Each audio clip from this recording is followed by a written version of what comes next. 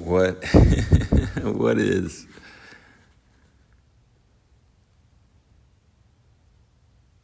shadow material?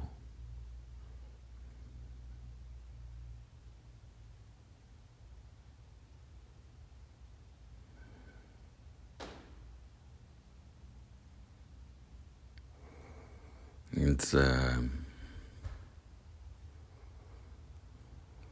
it's all the old products of our life consciousness, um, past lives, I guess, if you want to go there.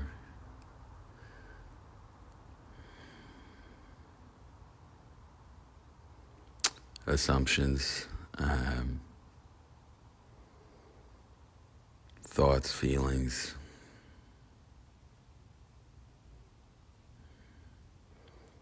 ways we've understood the world and ourselves.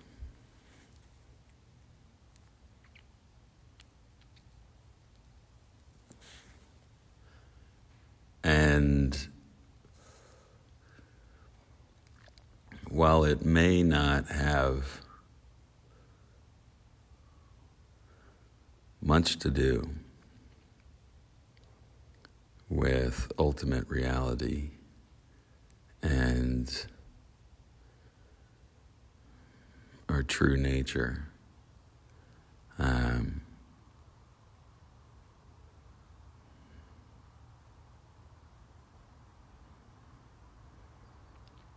it can do a pretty good a pretty good job of getting in the way of experiencing true nature.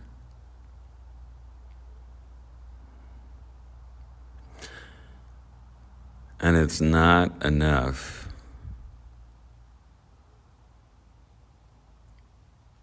to just know that it's not ultimately true.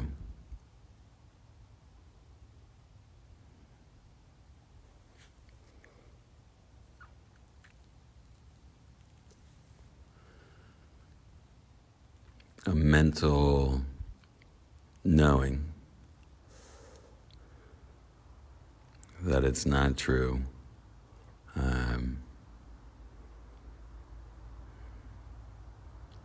isn't going to cut it most of the time.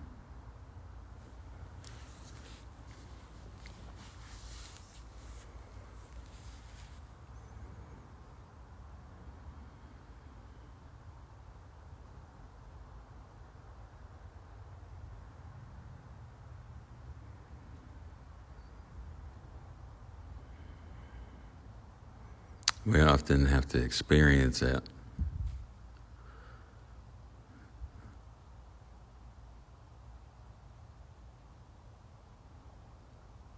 and come out the other side, as it were, to see its unreality, to really know on all levels of our being its unreality.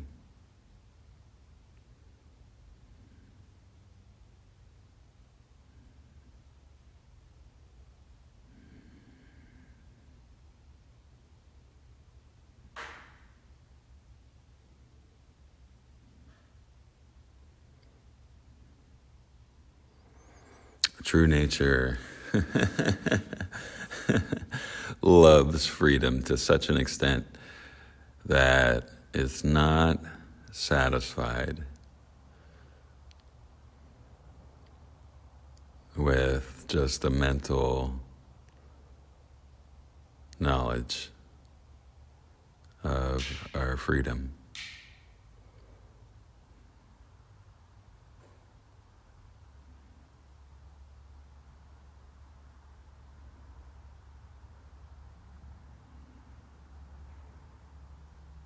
Just as we are much, much more than thoughts and thinking.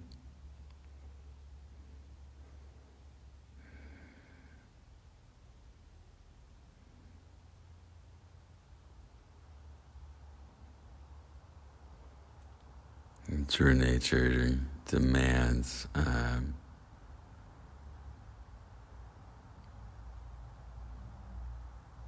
yearns to be free.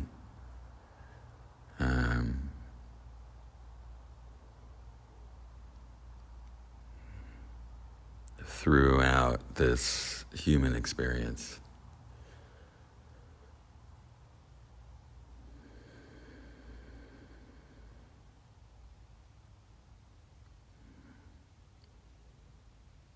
So I called it shadow material.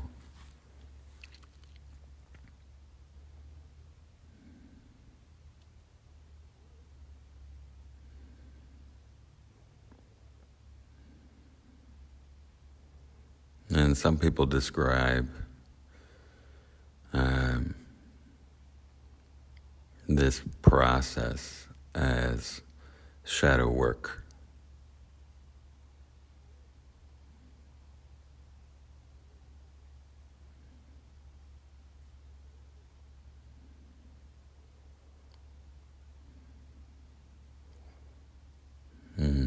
Shadow,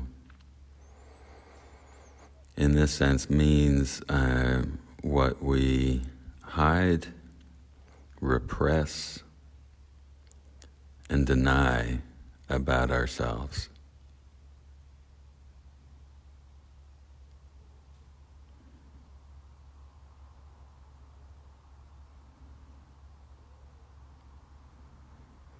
Things that live in unconsciousness or semi-consciousness. We're a little bit aware of them.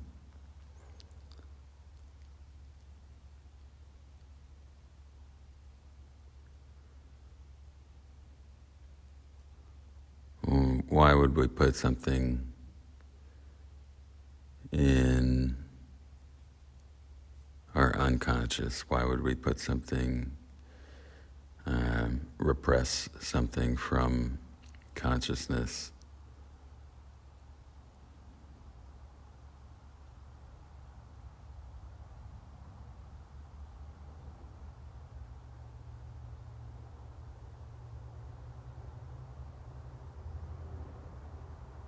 Well, usually because we're afraid of it.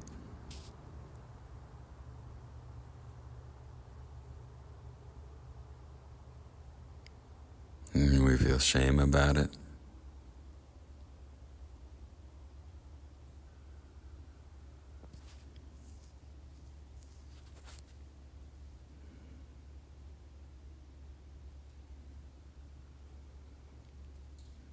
We've been taught it's bad.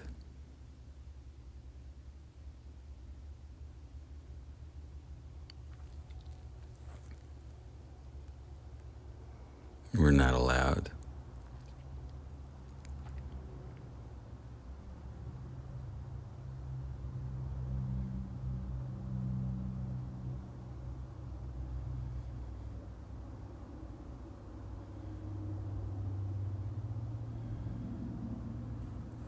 And some of these things can be cultural,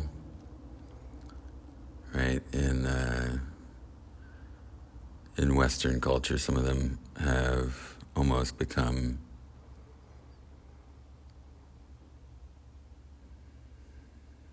jokes, right? Or tropes, like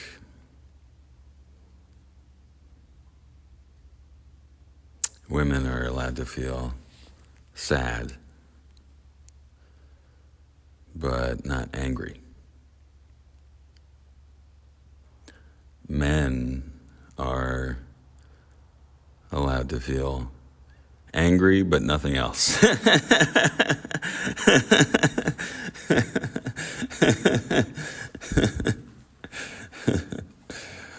So what happens when, something else comes along? Well, let's say fear for a man, right? Not allowed to feel fear. and starts to get pushed down, repressed in some way.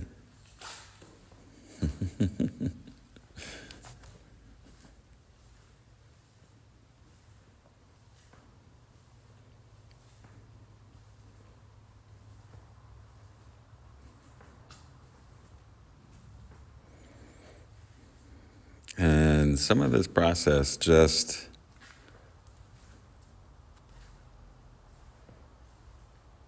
seems to unfold in time.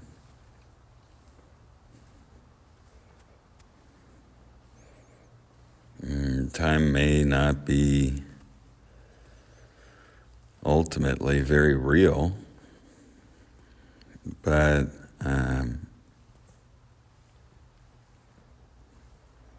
the process of awareness, becoming conscious of the unconscious, seems to unfold mostly in time. We start to become aware of something.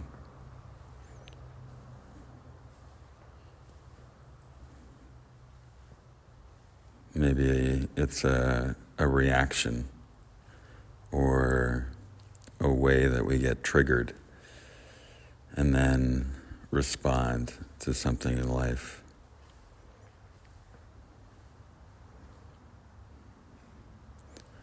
And it's habitual, right? We've been operating in this way maybe for as long as we can remember.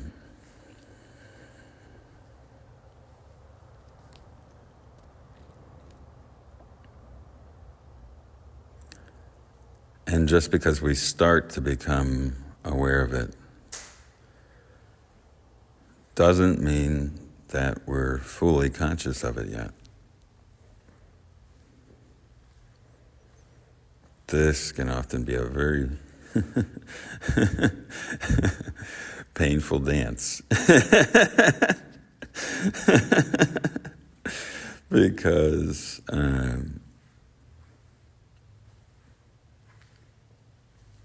we kind of know what's going on, and at the same time we don't. Not fully. And we might find ourselves quite unable to sort of change what's happening. Like, we still get triggered, we still respond in that same old way, that conditioned, patterned way. And yet, now we're aware of it.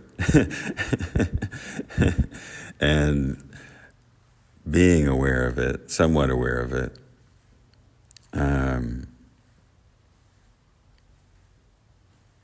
actually makes it more painful.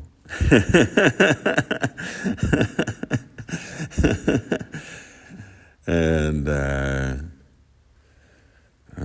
we could play this dance, and depending on what it is and how deep it is and how much it's entangled in our identity and sense of self and understanding of the world, right? It might take a week to become conscious of something. It might take a year. It might take 2 years, 3, 4, and on.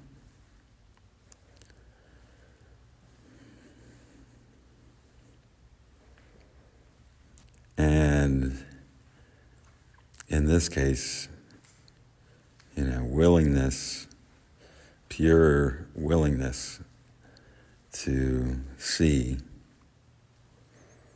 ourselves Doesn't doesn't always make it happen just like that. Um,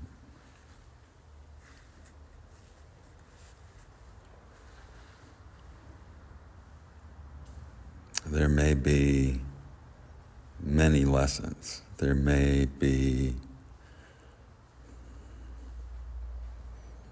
a lot of grappling.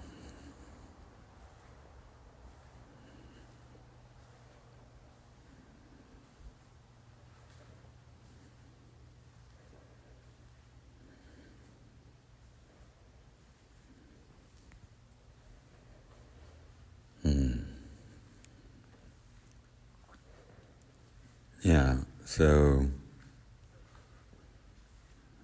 an example of this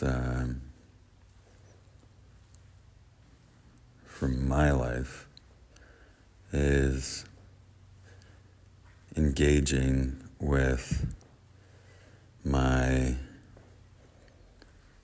love avoidance, we'll call it, which is a clinical term from attachment theory, and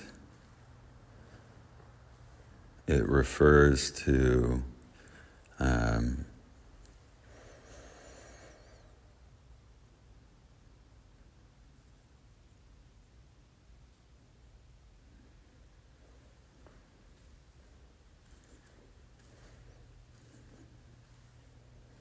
a fear of getting really close with another human being, and really often shows up in terms of like committing to a relationship and investing oneself in it.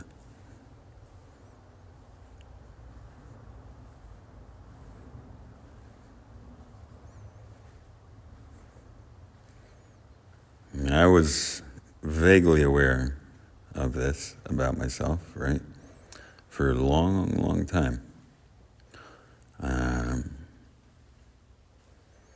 I did some work around it, a lot of writing, and sort of mapping my relationships in my early 20s.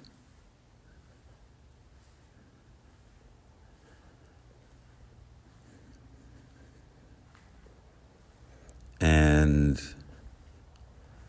that work did not necessarily translate into practice and into my life very much. I still found myself caught in the same ways in relationship. Stuck in the same kind of patterns.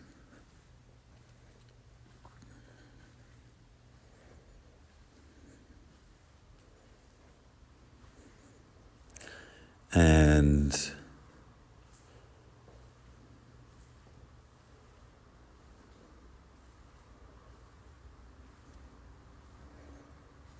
eventually,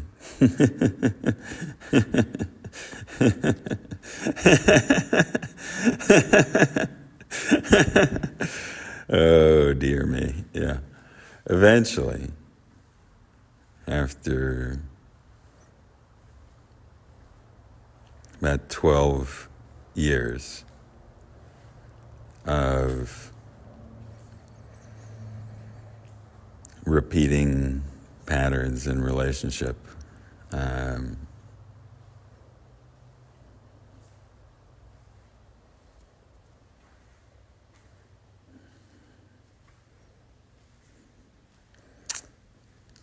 I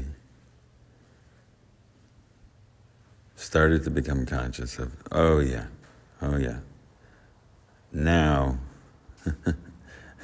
like, I'm mentally aware that I have this thing, but now I really, really have to engage with it. Not enough to just know on an intellectual level my pattern. When it came down to living in relationship, I was not living from a mental level in relationship. I was living in these much deeper rooted patterns with deep feelings behind them. Fear and a lot of fears. And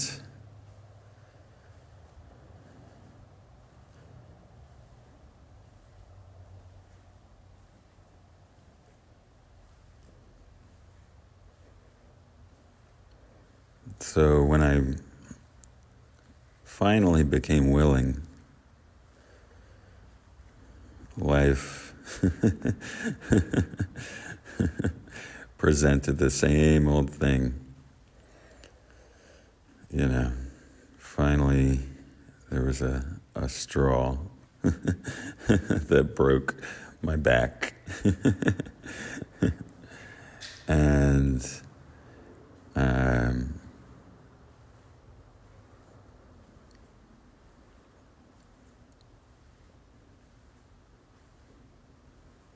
and I saw that the problem was not in the other person.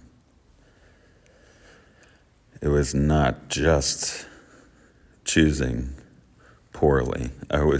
There may have been some choosing poorly in my partnerships, but what I was experiencing was not just that. What I was experiencing was my problems.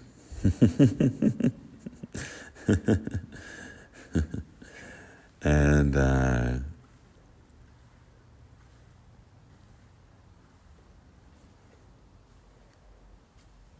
it began a journey of into my heart.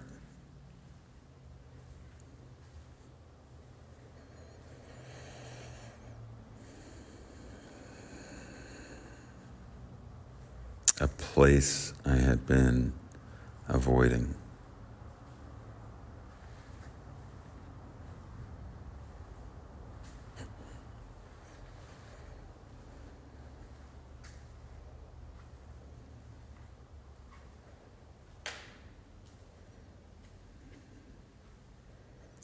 And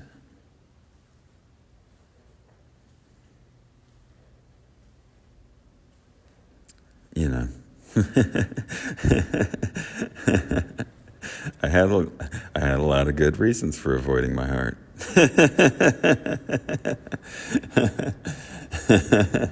Seemingly. Oh, phone call.